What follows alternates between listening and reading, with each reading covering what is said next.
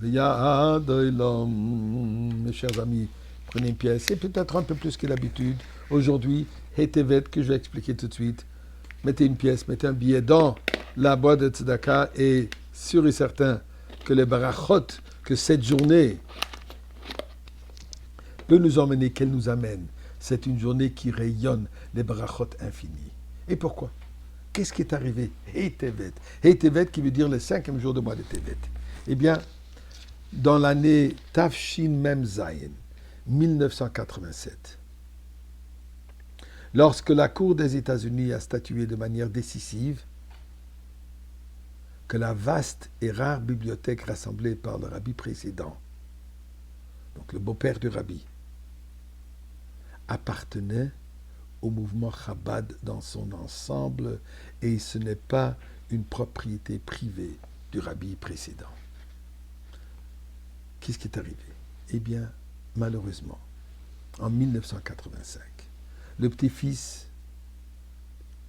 du rabbi précédent, que malheureusement s'était éloigné du rabbi de tout ce qui vient avec, a commencé à retirer des livres, des volumes rares, beaucoup de la bibliothèque qui se trouve de O770 dans la grande synagogue du rabbi. On n'a pas remarqué au début, mais à un certain moment, on a réalisé que c'est lui qui est en train de prendre en cachette ses livres. Confronté, il a répondu, je suis un petit-fils, c'est un héritage, des choses qui appartenaient à mon grand-père. Il y a 2 filles, ma mère est la rabbinite, donc j'ai droit. Essayant de discuter avec lui, rien à faire. Il ne voulait pas entendre. Il n'y avait pas de choix, mais qu'à aller en cours. Le rabbi, il a versé son cœur, toute son âme, en discutant de la gravité de cette situation. Et comme il a dit que c'est un aspect spirituel, un défi spirituel lancé au mouvement Chabad. Durant la période du jugement, de délibération en cours, tous les jours, sauf Erev Shabbat et Shabbat, le rabbi partait au Ohel. Ohel, au pèlerinage de son beau-père du rabbi précédent. Quand il va au Ohel, il jeûne toute la journée. Donc, presque la semaine entière, le rabbi jeûnait. Et finalement, le 5e jour de Tevet, le juge a reconnu que tout cela appartient au mouvement et pas un héritage personnel. Et d'ailleurs, le rabbi a souligné et instruit, indiqué aux avocats une lettre que le rabbi précédent a écrit à Alexander Marx, un bibliothécaire reconnu aux États-Unis, où là, le rabbi précédent lui écrit que cette bibliothèque n'est pas une possession personnelle. C'est quelque chose qui a de grandes valeurs pour tout le peuple juif et ça appartient à la communauté Chabad en général. En lui demandant qu'il fasse tout possible pour qu'on puisse amener cette bibliothèque de l'Europe pour l'amener aux États-Unis.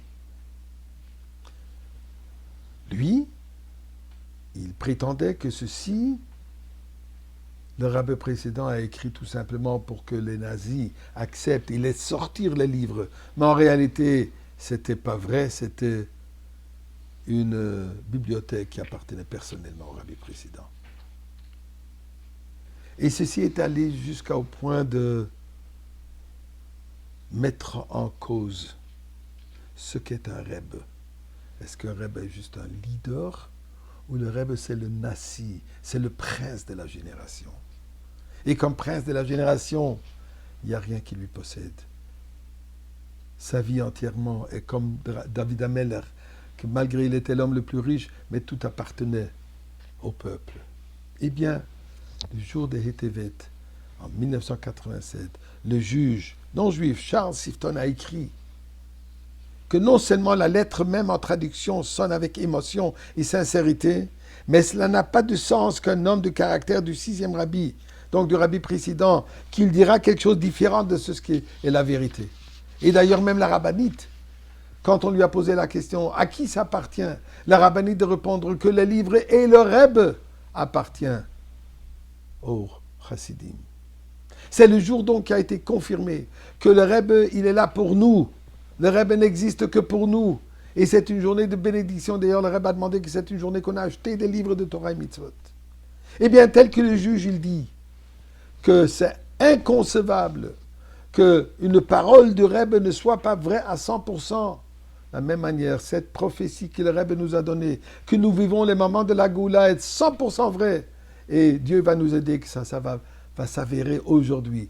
Comme c'était extraordinaire, Heteved, des Danatzar, la victoire du Galout et plutôt la victoire de la Goula, tous ensemble au Beth Amikdash.